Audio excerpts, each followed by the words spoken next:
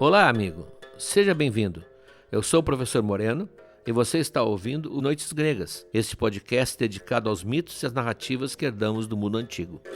Olá, ouvintes. Eu sou o Felipe Speck e este é o episódio 83 do nosso podcast.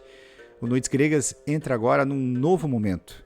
Quem nos acompanha já sabe que nós acabamos de contar toda a Ilíada, que termina com a morte de Heitor, mas sabe também que a Guerra de Troia continua. E a partir de agora, pelo menos por enquanto, nós vamos seguir a história pelas mãos de Quinto de Esmirna, que é um autor romano que retomou o fio narrativo a partir do ponto em que Homero parou. No episódio de hoje, o professor Moreno conta a história de Pentesileia, rainha das Amazonas, que é uma personagem poderosa, belíssima e trágica. Nós vamos acompanhar a sua chegada a Troia, ela era aliada de Troia. Nós vamos ver a comoção dos troianos, que foi gigantesca, a sua batalha contra os gregos, ela era uma excelente guerreira, aliás, e, sobretudo, o encontro dela com Aquiles, que termina com um desfecho bastante notável. Antes de começar, eu tenho um aviso camarada para os nossos apoiadores da modalidade Deus. Tem 2 novas aulas disponíveis lá no curso Mitologia na Arte. Nós já estamos no 5º módulo e nesse módulo o professor Moreno está narrando os mitos contados por Ovídio na obra Metamorfoses. A primeira aula trata da história de Eurítia, que é a filha do rei de Atenas. Ela é raptada pelo vento do norte, o vento Bóreas, que é quem dá nome à aurora boreal. E nesse rapto, que é um rapto bastante violento, acaba gerando alianças políticas importantes para os atenienses. A história também ajuda a explicar o papel dos ventos no imaginário grego. A segunda aula é sobre a Medeia, já conhecida aqui dos ouvintes. No vídeo, como você sabe, assim como em todas as aulas do curso, o professor Moreno mostra grandes obras de grandes artistas que interpretaram esses personagens, né? E no caso da Medeia, vocês vão ver que o texto de Ovídio influenciou muito as representações da Medeia. Como é uma história longa, a gente dividiu essa aula em 2 partes. Nessa primeira parte, que está no ar, nós vemos a Medeia ainda como a princesa da Cólquida, se apaixonando por Jasão e decidindo ajudá-lo na conquista do famoso Velocino de Ouro, o que exige dela coragem, astúcia, mas também a transgressão dos próprios vínculos familiares. E na continuação, que vai ser publicada na semana que vem, nós vamos tratar do tempo em que Medeia e Jasão vivem juntos em Corinto, e que leva aos acontecimentos mais trágicos da sua trajetória. Essas 2 aulas fazem parte do módulo sobre as metamorfoses, todas disponíveis na área do apoiador. Lá também tem outras dezenas de aulas sobre vários outros tópicos, como os heróis, toda a saga de Troia, a Odisseia e muito mais. Eu volto lá no final para falar do material exclusivo. O professor Moreno começa logo depois da publicidade do Spotify. Um bom episódio.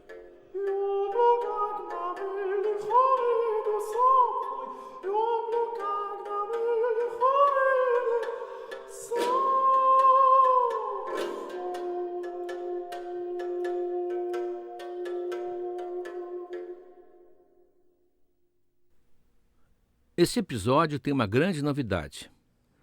Até chegarmos à Odisseia, nós estaremos fora do guarda-chuva de Homero. Homero contou até a morte de Heitor. Até chegarmos à Odisseia, teremos aqui vários episódios de Noites Gregas que vão se basear em outros escritores. Escritores intermediários, evidentemente não da estatura de Homero, que se ocuparam, já no passado, em completar a história, ligar uma ponta até a outra. Então, dizemos adeus a Homero e vamos agora entrar na obra de Quinto de Esmirna.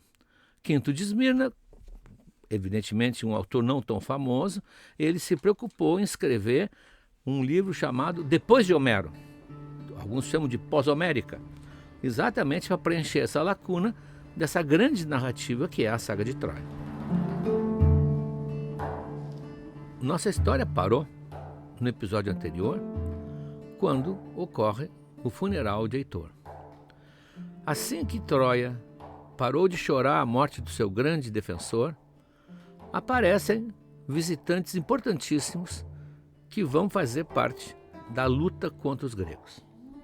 São, na verdade, 13 mulheres, aliás, 12 guerreiras e mais uma a famosa Pentesileia, que era a atual rainha das Amazonas do reino da Trácia. Elas se apresentaram como aliadas de Príamo. Aliás, há vários aliados lutando a favor de Troia, como há vários aliados lutando a favor da Grécia. No caso, ele recebe inesperadamente esse reforço valiosíssimo, porque são mulheres guerreiras, feitas para a guerra, e que se apresentam de uma forma impressionante na sua aparência e no seu porte e na sua altivez. E o que elas tinham vindo fazer em Troia?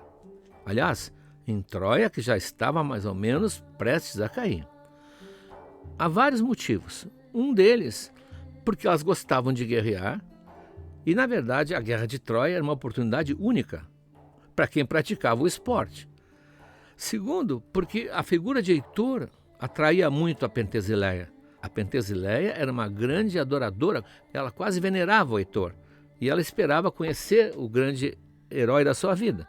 Só que ela está chegando 1 dia, 2 dias depois que Heitor foi cremado. E a terceira, a mais importante, é que ela estava indo a Troia para ser purificada por Príamo. Nós já vimos vários mitos em que a pessoa cometia um crime e enquanto ela não fosse purificada, ela tinha que sair do seu lugar nativo porque ela se tornava uma pessoa tóxica. Ela contaminaria os outros da comunidade com o seu crime. Então já vimos isso com Belerofonte, vimos com Hércules, vários, Teseu, eles se afastam do lugar onde eles vivem e são recebidos por um rei que os purifica com uma série de rituais para que eles, quando voltem, não tragam prejuízo nenhum para a comunidade de onde eles saíram. E ela matou, sem querer, a sua irmã, a Hipólita, que era a rainha e que agora deveria passar o trono para ela. Mas sem assumir o trono, talvez por muita culpa, ela resolve ir para Troia para se purificar. Essa é a razão de fachada. Na verdade, ela se dirige a Troia para morrer.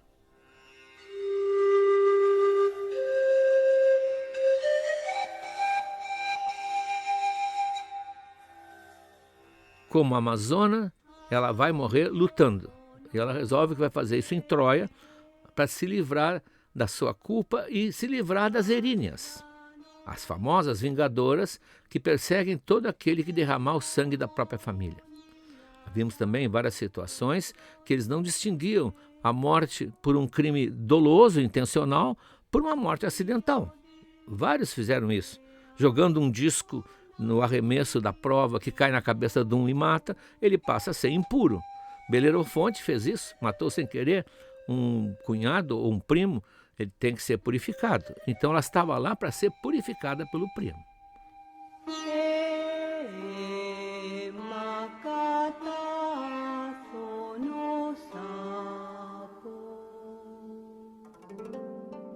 Então, mesmo sem saber, mas desconfiando, ela vinha sendo seguida nas sombras pelas eríneas. E as eríneas teriam tido aqui uma sutileza no seu castigo. Em vez de punir a própria Pentesileia, elas tinham incutido nela a ideia que ela deveria morrer na guerra. Assim, tudo voltaria ao normal, a ordem do cosmos estaria restabelecida de uma maneira justa e digna para Pentesileia. É claro que Pentesileia, que era uma jovem, uma donzela, não chegava a ser uma mulher ainda, ela, na sua ingenuidade, incorre numa híbris óbvia. Ela está lá, achando que com a sua coragem, ela vai conseguir, mesmo morrendo, pôr um fim naquela guerra. Ela se sente, assim, um personagem capaz de influir no destino daqueles 2 povos que estão guerreando há 10 anos. Evidentemente que isso não vai acontecer.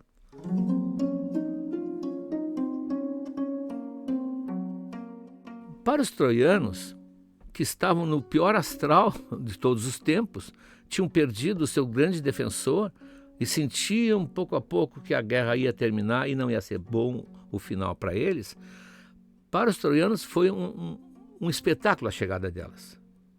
Eles encantados se reuniram na praça vendo aquela figura impressionante, porque Pentesileia era filha de Ares, ela era uma filha do deus da guerra, com seu garbo, toda vestida de bronze como um guerreiro, acompanhada com as suas silenciosas 12 companheiras, todas também vestidas com armamento pesado, e ela era belíssima. Além do mais, ela era belíssima. Ela tinha um rosto doce, mas os olhos mostravam uma espécie assim de determinação viril. Ela era guerreira. Ela aprendeu a matar, ela sabia matar e estava lá para matar e morrer. Mas ela tinha um fascínio dessa mistura da doçura da donzela, linda, fascinante, com a mulher capaz de empunhar uma espada e enfrentar os seus inimigos sem nenhum problema.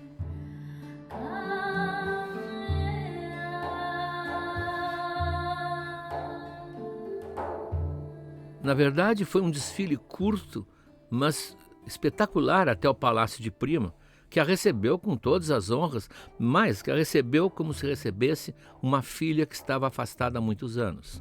Príamo é um rei muito carinhoso, que diga Helena, que sempre foi bem tratada por ele. E ele recebe essa moça, não, a menina, com uma esperança ao longe, mas é uma esperança de que talvez a sorte de Troia possa mudar, já que ele, depois que perdeu o Heitor, ele já não tem mais grandes ilusões. Ele a recebe, então, como se recebesse um rei ou uma rainha de qualquer reino grande que ele conhecia.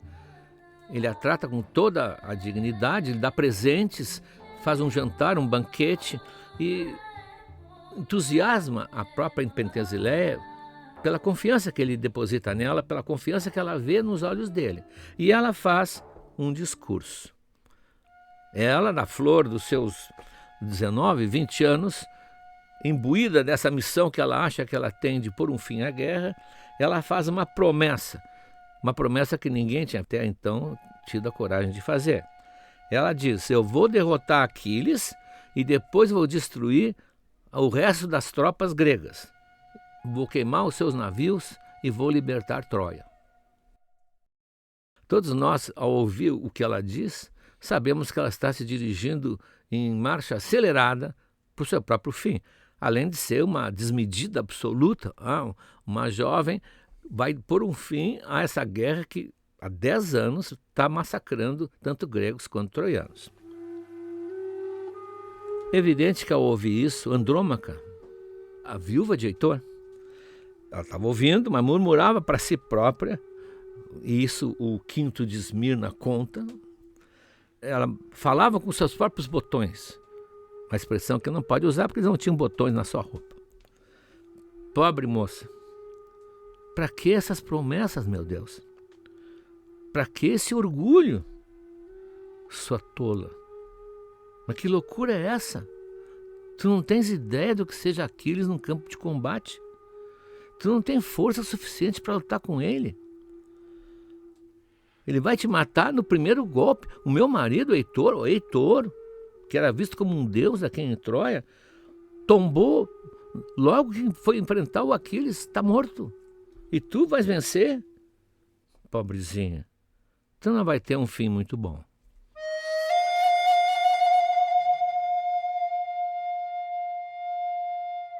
Acaba o banquete e diz o autor: o sol, rolando em seu carro veloz, mergulhou nas águas profundas do mar.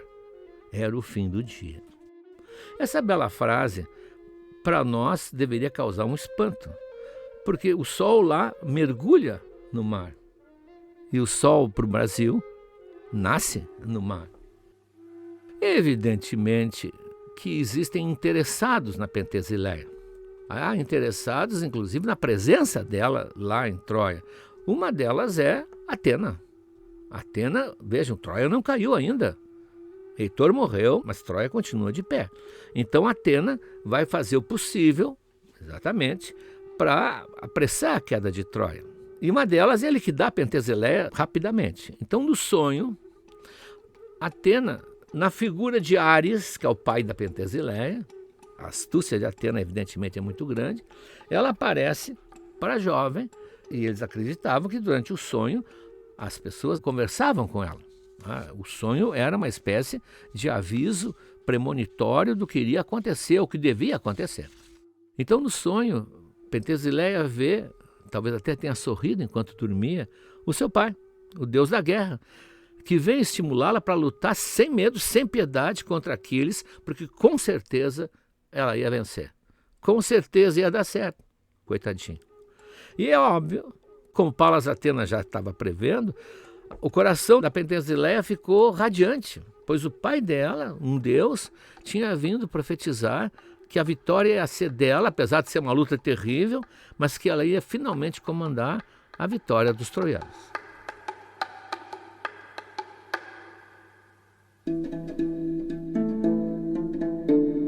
Quando o dia raiou, Pentesilea, agora cheia de disposição, cheia de coragem, envergou as belíssimas armas que o pai dela tinha dado para ela de presente também.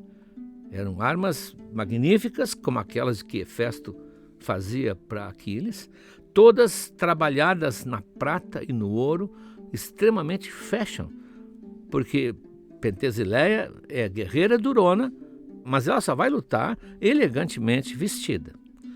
Na cabeça, ela tinha um capacete adornado com aquela crina que os capacetes usavam, loura. Portanto, ela usava um capacete louro. Na mão esquerda, debaixo do escudo, ela carregava 2 lanças curtas, que ela arremessava muito bem. E na mão direita, ela carregava um machado de 2 gumes, que eram praticamente uma marca registrada dela. Porque as amazonas usavam muito o machado como arma de guerra. Mas ela, diz a história, teria um machado que cortava dos 2 lados, como aquele machado que se tornou famoso na ilha de Creta. Na verdade, ela estava literalmente vestida para matar, em todos os sentidos. Quando ela apareceu, montada no magnífico cavalo de guerra que ela tinha, portanto, com aquele capacete, com a crina dourada, movimentada pela brisa do mar, passando lentamente pelo meio dos troianos que estavam formados, esperando por ela, houve uma espécie de arrepio na tropa.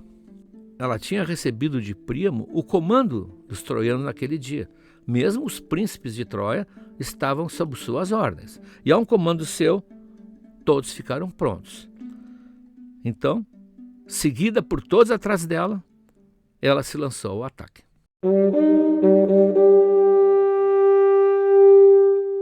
Evidentemente, os gregos ficaram surpresos, porque não conheciam aqueles guerreiros, aqueles 13 guerreiros novos na frente, com aquele ânimo avassalador que vinha contra eles, e atrás deles, os troianos extremamente entusiasmados também, atacando-os como há muito tempo não atacavam. A fúria de Pentesilea não era desse mundo. Diz o Quinto de Esmirna que, como uma leoa enfurecida, ela ia matando de um lado e do outro. Ele ia passando e abrindo um corredor de gente ferida, de gente morta, enquanto atrás dela, por essa brecha que ela ia abrindo ensanguentada, entravam os guerreiros gregos todos. Bem próximo dela vinha o grupo de elite, os mais temíveis guerreiros de Troia, os irmãos de Heitor.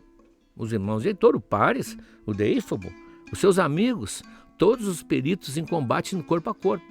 Portanto, essa coluna foi abrindo uma espécie de clareira no meio dos gregos, que começaram a fugir. Por um momento, eles ficaram tomados de pânico com a novidade. Não eram os troianos que eles tinham enfrentado até então. Agora parecia que tinha um ânimo novo, realmente nós sabemos que tinha, e eles começam a virar os pés na outra direção e tentar fugir. Quem pudesse se esquivava e largava o escudo, largava a lança e saía correndo.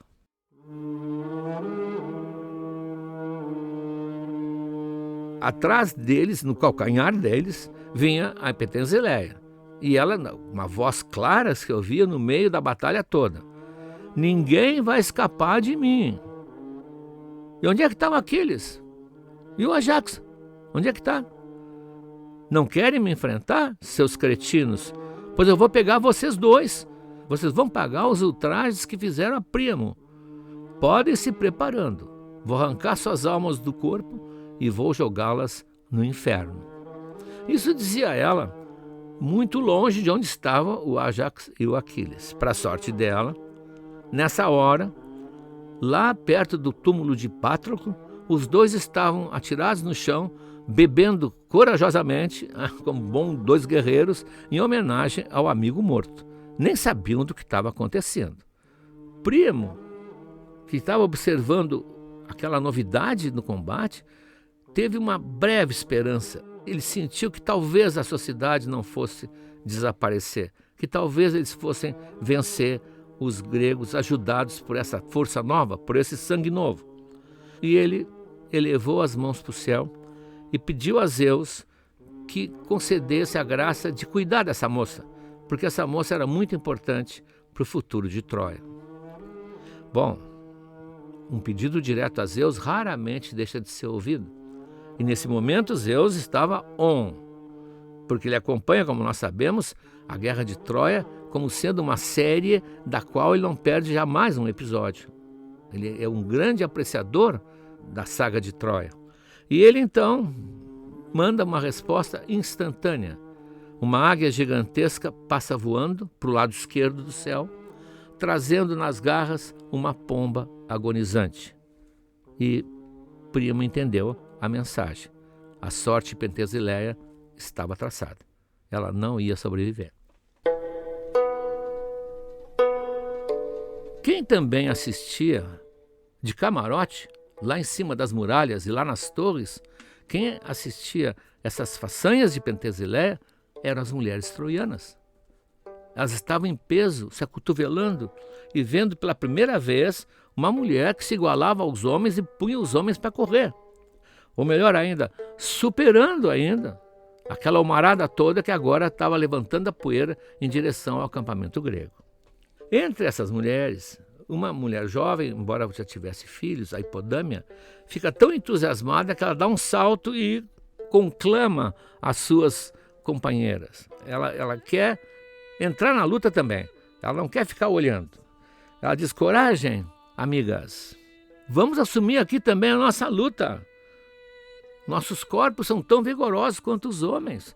Nós temos olhos como eles têm. Nós respiramos como eles respiram. Vocês viram como a Pentesileia domina um homem na sua frente, armado? Ela não se amedronta. Se ela, que é uma mulher estrangeira, está lutando assim, nós que estamos aqui lutando pelos nossos maridos, nossos filhos, a nossa casa, vamos também. Vamos nos armar e vamos nos juntar a ela na planície. Estamos quase perdendo tudo. É muito melhor morrer lutando do que ser escravizado.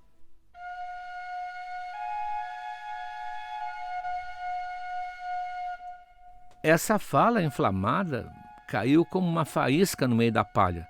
Todas as mulheres começaram a sair da muralha e já começaram a conversar onde iam conseguir armas, onde iam se reunir e para onde iriam sair dos portões. Não saberiam nem como fazer, porque a mulher na Grécia, a não ser as Amazonas, ela era sempre afastada do combate.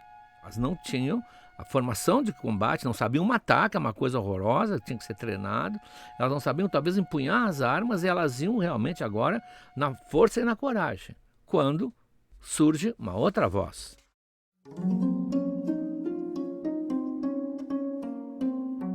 Uma mulher mais velha, mais experiente, chamada Teano, que resolve intervir para salvar aquelas amigas tão entusiasmadas, mas que logo perderiam a vida.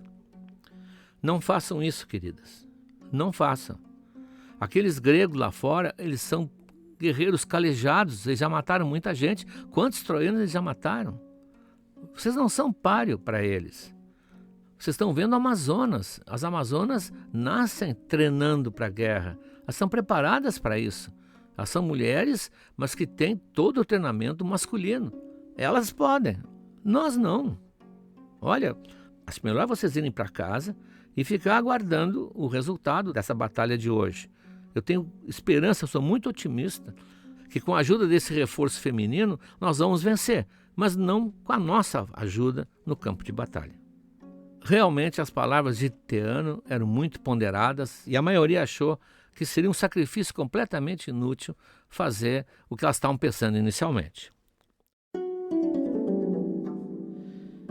Lá fora, as Amazonas iam tocando a vanguarda troiana cada vez mais e os gregos recuando e a algazarra, o barulho, os gritos chegaram até os navios onde estavam o Ájax e o Aquiles. Quem primeiro ouviu foi o Ájax. E ele cutucou o Aquiles: olha, vem vindo gente aí, vem vindo encrenca por aí, acho que nós temos que entrar em ação.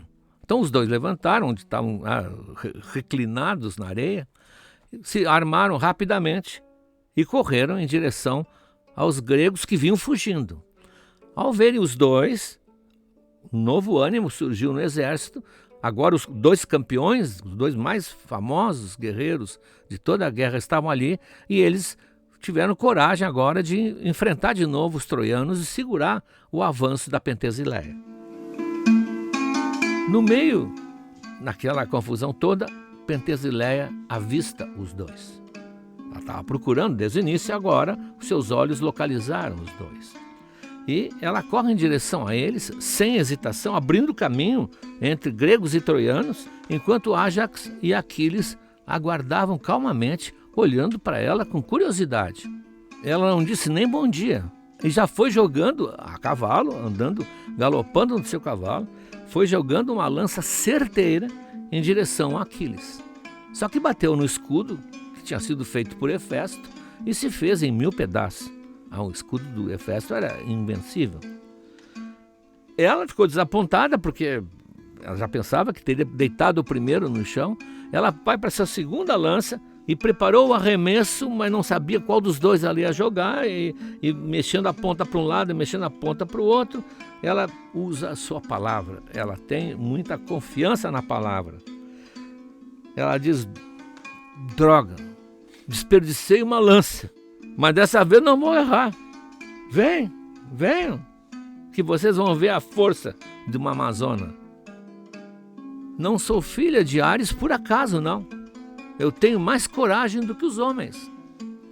E assim que ela falou, os dois não conseguiram conter uma grande gargalhada. Ela ficou desconcertada, ela sentiu que tinha sido desrespeitada na sua fúria, e jogou a sua outra lança em direção a Ájax. Pegou na perneira, eles todos usavam aquela proteção da perna de bronze, só fez um risco, não pegou na carne e a lança foi cair longe dali. O Ájax, que era um gigante, olhou para o Aquiles e disse: vai que é tua, amigo. Eu vou ali procurar uns troianos para brigar um pouquinho. Aqui não vai sair nada. E foi embora, com um sorriso irônico, dando um adeuzinho para Pentesileia, deixando ela furiosa aos cuidados de Aquiles. A moça estava se lamentando por ter perdido essas duas lanças. Ela não tinha mais nenhuma, quando Aquiles se aproximou dela. E ele não estava rindo, não. Mulher, teu tolo orgulho te perdeu. Ouvi dizer que tu ias matar hoje o guerreiro mais valente de todos. Ficasse maluca? Os deuses te tiraram o juízo? Pois fica sabendo que a tua hora chegou. E agora, nem teu pai, Áries, vai poder te salvar. E assim dizendo, jogou contra ela aquela lança, a famosa lança dele, que ele tinha herdado do pai dele, do Peleu, que tinha sido um presente de casamento dos deuses quando ele casou com Tétis. Essa lança que ninguém mais podia usar pelo peso, tanto que quando Patroclo pegou emprestadas as armas de Aquiles, a lança ele não levou. Essa lança, que era um verdadeiro míssil, atingiu em cheio Pentesileia, bem acima do seio direito. Ela tremeu em cima do cavalo, o sangue jorrou em abundância, os braços dela ficaram bambos e ela deixou cair o machado no chão, ainda montada. Já quase desfalecendo, com os olhos toldados, ela enxergou que o Aquiles vinha se aproximando dela. E ela ficou em dúvida se ela tentava pegar a espada com o braço esquerdo para se defender dele, ou se ela escorregava pela sela do cavalo, caía no chão e pedia piedade a ele. Afinal, ela pensou, ele é quase da minha idade, talvez até ele me entenda, me poupe. Ela estava ainda em cima da sela, não tinha decidido o que fazer, mas ela fez um gesto involuntário e o Aquiles entendeu aquilo como uma agressão que ela ia fazer e resolveu liquidar a história ali mesmo. E numa fração de segundo, ele arremessou a outra lança dele que atravessou o peito do cavalo e foi se cravar lá adiante na Pentesileia que estava montada. O autor até usa aqui uma metáfora absolutamente grosseira, como um assador que espeta 2 animais no espeto para assar. Vou poupar vocês dessa imagem. O cavalo caiu e Pentesilea em cima dele também.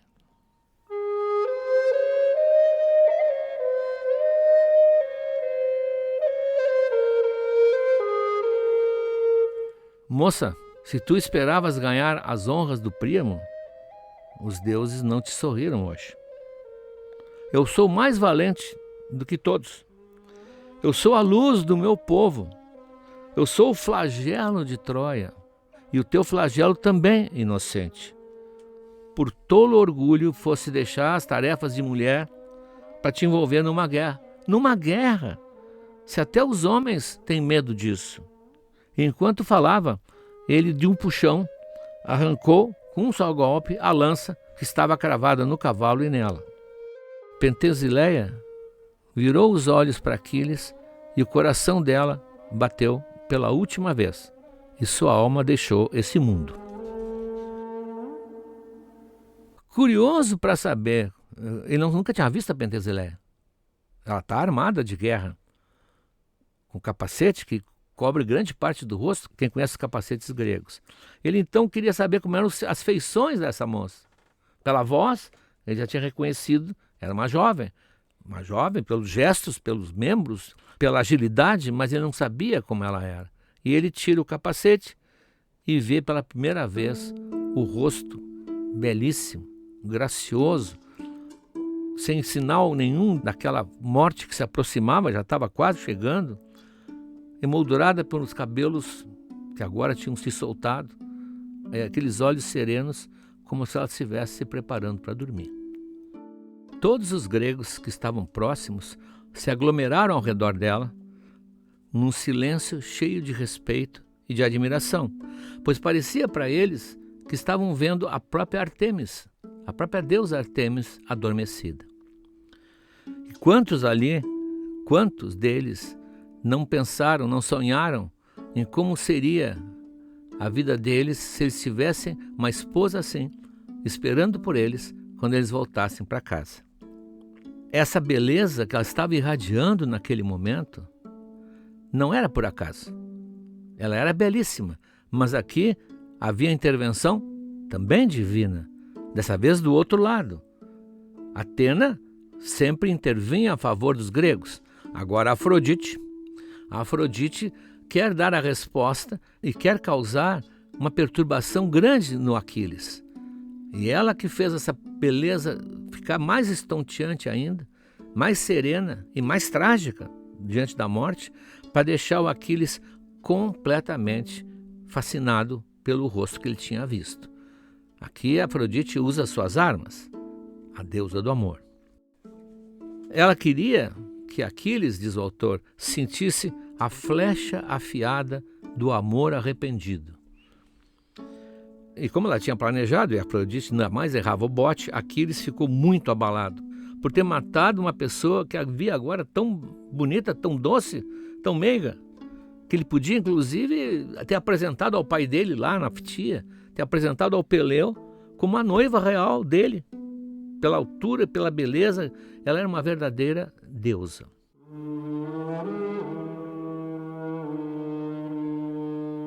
Isso o deixou em silêncio, que todos os demais respeitaram. Ele ficou contemplando com pesar aquela deusa, uma verdadeira deusa abatida ali no solo, no pó da planície, magnífica. E o peito dele se sentiu invadido pelas artes de Afrodite, com um sentimento doloroso e profundo como aquele que ele tinha sentido quando perdeu o seu amigo Patroclo. Bom, não preciso dizer que essa cena atraiu dezenas de escritores, de dramaturgos na tradição ocidental, porque é uma cena muito especial, onde muita coisa se mistura. Há uma tragédia encerrada ali, mas uma bela tragédia. Uma tragédia que envolve amor. E isso é um tema que sempre vai fascinar quem trabalha com arte. Como diz um comentarista, talvez um pouco irônico, Aquiles mata Pentesilea e depois descobre que ela seria a mulher ideal para viver a seu lado. Esse é um caso de amor à primeira vista atrasado. Ao ver isso, os troianos, cabisbaixos, desanimados, foram se arrastando e levando os feridos com eles de volta para a cidade, enquanto os gregos despojavam os mortos das suas armaduras, dos seus pertences, como sempre acontecia. Mas Aquiles, sem saber, tinha escapado da morte por detalhe das mãos de Áries. Porque quando Áries, deus da guerra, pai de Pentesileia, foi avisado da morte dela pelas brisas do mar, as filhas de Bóreas, ele perdeu completamente a cabeça, foi tomado por uma fúria terrível e desceu do Olimpo como se fosse uma avalanche, querendo o sangue de Aquiles. Ele não via nada mais pela frente. Ele ia matar Aquiles e os mirmidões todos de Aquiles que entrassem no caminho, eles iam pagar pela morte de sua filha. Não teria havido como escapar da fúria do deus da guerra, se não fosse Zeus. Zeus, que está acompanhando essa série de perto, ele não achou justo. Foi um combate entre dois lutadores. Infelizmente, a Pentesileia estava do outro lado e Aquiles a matou. E ele então despejou em cima do Áries, porque ele comanda os deuses do Olimpo com o poder do raio e do trovão que ele tem. Despejou uma saraivada de trovões e avisando o Áries que tinha que parar por ali. O Áries meio que relutou, mas ele não ia se opor ao poder de Zeus e pouco a pouco até ele se consolou quando lembraram a ele que Zeus tinha perdido alguns filhos na guerra de Troia, entre eles o Sarpedon, e não tinha tomado vingança por causa disso. Segundo Zeus, a guerra de Troia seguia a regra do jogo. Quem morrer, morreu. Não tinha por que com isso liquidar o vencedor. Quem percebeu que a morte da Amazona tinha deixado Aquiles muito comovido, quase que com os olhos cheios de lágrimas, foi um velho conhecido nosso, o insuportável Tersites. Lembram? Ele aparece lá no episódio 59 do Sonho de Agamenon e acusa o Agamenon de ser um mau comandante, um mau chefe dos seus povos e diz tantos insultos que ele é espancado por Ulisses. Ele chora, se vocês lembram, ele é qualificado como o homem mais feio do exército grego.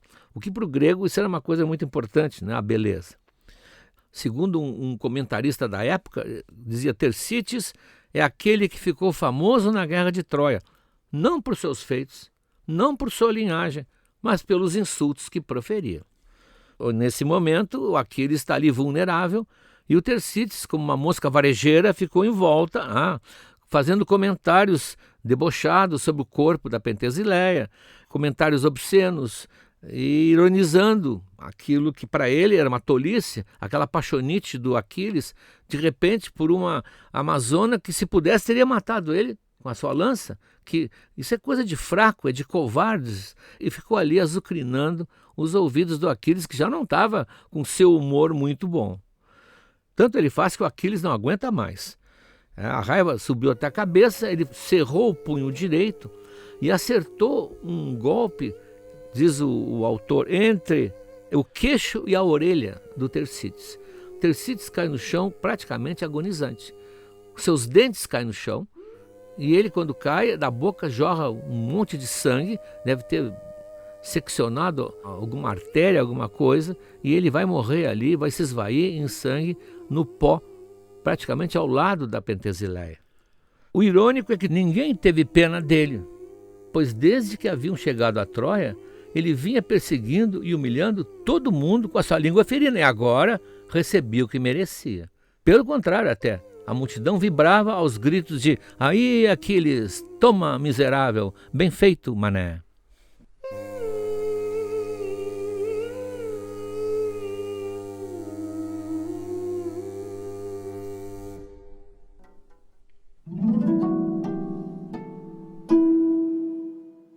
Aquiles não permitiu que tirassem a armadura e as armas de Pentesileia, como estavam fazendo com os demais troianos abatidos. Ele apoiou o pedido do primo que devolver o corpo, as posses dela e o seu cavalo para que houvesse um funeral digno dessa rainha. Então, tristes, como se tivessem perdido uma filha querida, diz o autor, os troianos perto das muralhas, bem junto ao local onde estavam os restos de Laomedon, o pai de Príamo. Os gregos também permitiram que os troianos enterrassem junto às 12 amazonas que tinham morrido ao lado da sua rainha, alegando que não deve haver ira contra os mortos. Pelo contrário, devemos ter pena dos inimigos que não existem mais e cujas vidas se foram.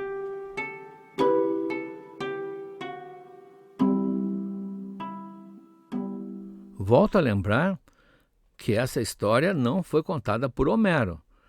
Ela preenche a sequência narrativa do que aconteceu na Ilíada, mas já com os olhos de um autor do século III depois de Cristo.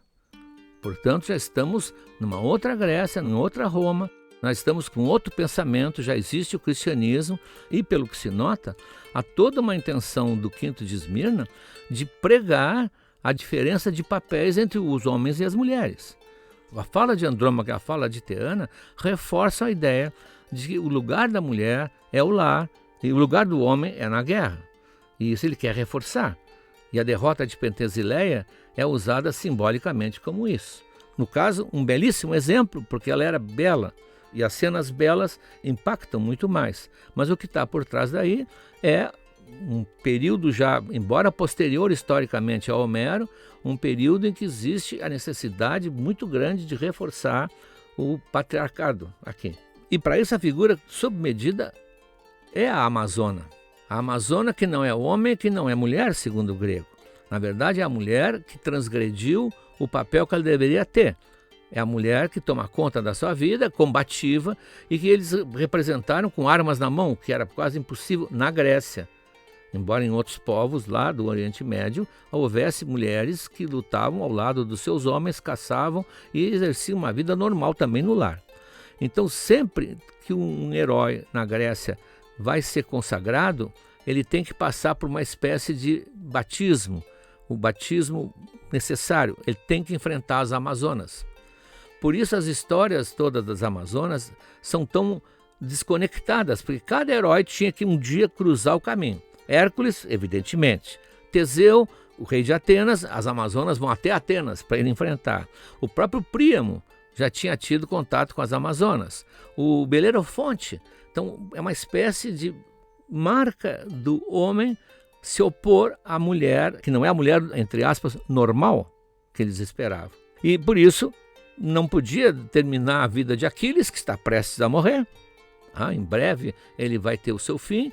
Não podia terminar a vida de Aquiles sem coroá-lo, sem dar essa medalha de ele também enfrentou uma Amazona. Embora de uma forma mais sofisticada, mais cinematográfica, no caso, é quase um cinema, mas ele também tem lá no seu currículo, enfrentou e venceu esse tipo de mulher que está concretizada sempre na figura da Amazona. Assim, ele cumpriu os requisitos necessários a um grande herói épico.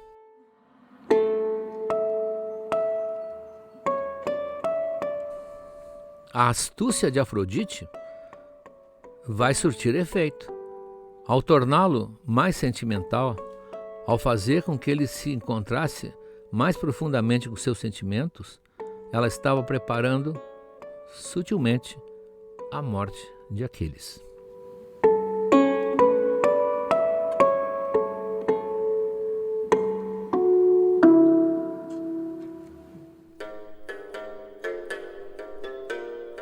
No material exclusivo, que já está disponível para os apoiadores lá no nosso site, o noitesgregas.com.br, nós temos 4 conteúdos. Primeiro, um texto sobre as Amazonas, muito interessante, que reúne descobertas arqueológicas recentes, especialmente em regiões como a Rússia e a Ásia Central, e que mostra como o mito das mulheres guerreiras foi inspirado por figuras históricas reais.